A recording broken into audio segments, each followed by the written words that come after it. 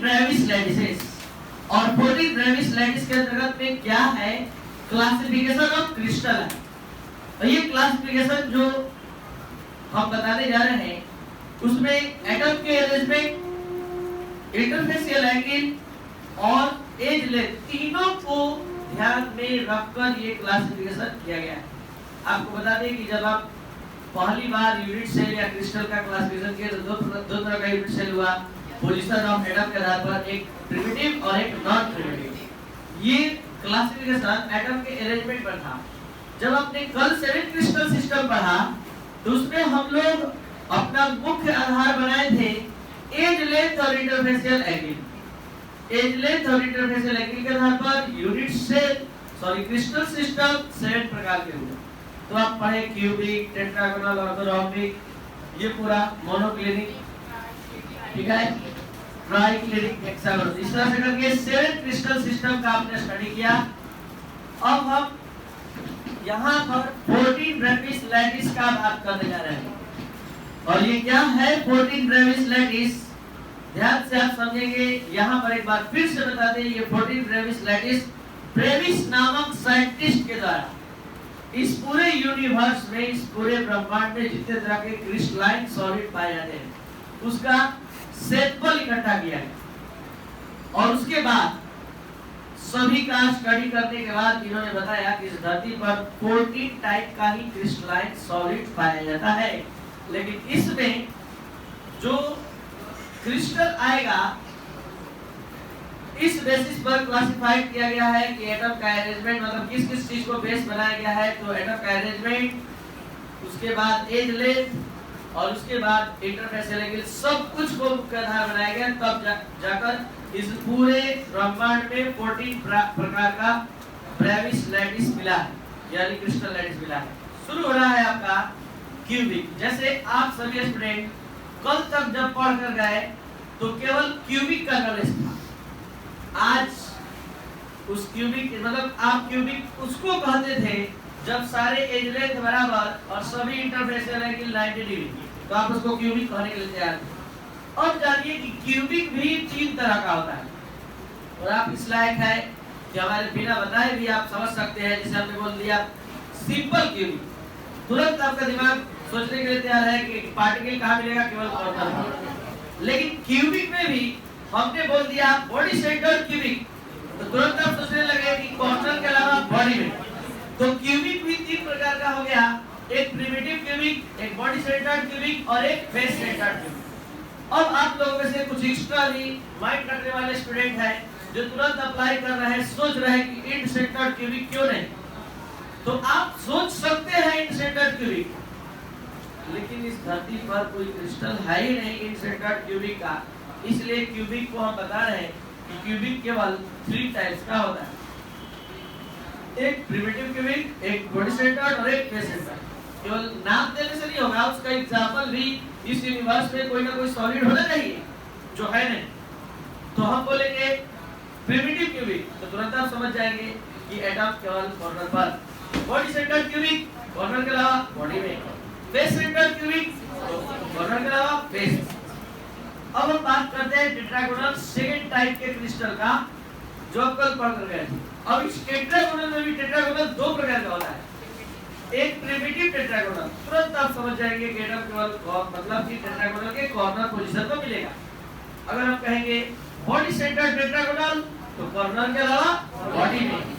तो इसमें केवल 2 ही टाइप का यूनिट सेल देखा गया है इस क्रिस्टल में। तो ये 3 टाइप का जनरेट किया, ये 2 टाइप का। और अब ऑर्थोरॉम्बिक की बात करते हैं। ये वाला 4 टाइप का यूनिट सेल बनाने का कैपेसिटी रखता है, यानी ऑर्थोरॉम्बिक 4 टाइप का पाया जाता है इस यूनिवर्स में, प्रिमिटिव भी, ऑर्थोरॉम्बिक भी, बॉडी सेंटर्ड भी, फेस सेंटर्ड भी, इंड सेंटर्ड भी, 4 टाइप का यूनिट सेल यहाँ मिलेगा ऑर्थोरॉम्बिक का। तो ऑर्थोरॉम्बिक के नेम के आगे अगर प्रिमिटिव जुटेगा तो आप समझ जाएंगे अपने से बिना हमारे समझाए कि एटम कॉर्नर में मिलेगा। बॉडी सेंटर्ड ऑर्थोरॉम्बिक कॉर्नर के अलावा बॉडी में भी एटम मिलेगा। फेस सेंटर्ड ऑर्थोरॉम्बिक तो मतलब कॉर्नर के अलावा फेस पर मिलेगा। और इंड सेंटर्ड कॉर्नर के अलावा 2 अपोजिट फेस। तो देख सकते हैं धीरे धीरे आपका क्रिस्टल सिस्टम तैयार हो रहा है। क्यूबिक केवल ला दिया 3, टेट्रागोनल ला दिया 2, ऑर्थोरोम्बिक ला दिया 4, तो 4 3 7 और 2 9।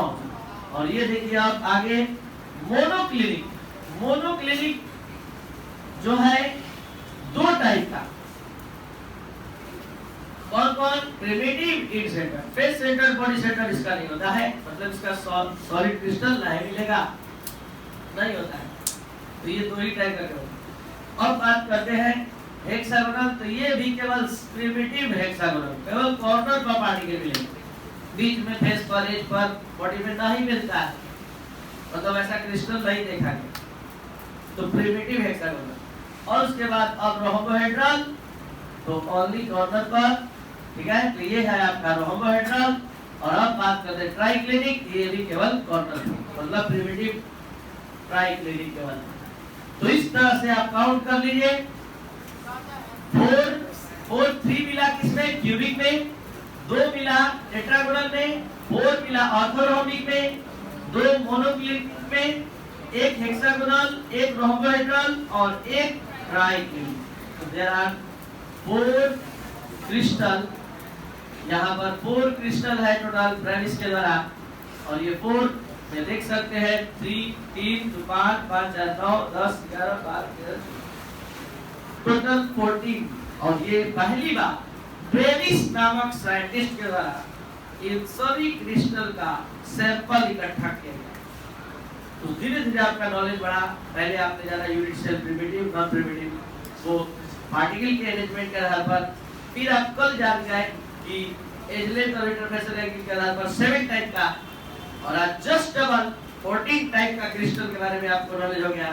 कल तक जानते थे कि केवल क्यूबिक होता है, आज से जान गए क्यूबिक में भी 3 टाइप का क्यूबिक होता है, एक face centred cubic, body centred cubic और प्रिमिटिव क्यूबिक। टेट्रागोनल जानते थे। अब हम आपसे पूछेंगे कि बताइए बॉडी सेंटर्ड टेट्रागोनल, तो आपके लिए नया नहीं लगना चाहिए। How many legs point in body centred tetragonal? 9। तो टेट्रागोनल और बॉडी सेंटर्ड मतलब 8 कॉर्नर और 1 कॉर्नर। क्लियर? उसके बाद ऑर्थोरोम्बिक। ऑर्थोरोम्बिक में आप देख रहे हैं अच्छे से, टोटल मतलब कि 4 टाइप का है। और ये ऑर्थोरोम्बिक के नाम के आगे ऐड होता जाएगा, इसके नाम के आगे primitive orthorhombic, body centred orthorhombic, face centred orthorhombic, it's बहुत ही सिंपलीफाइड फॉर्म में आपको हर एक टॉपिक दिया जाता है। कल से हम लोग इस चैप्टर का detail study, density of unit cell, calculation वाला टॉपिक प्रारंभ होगा।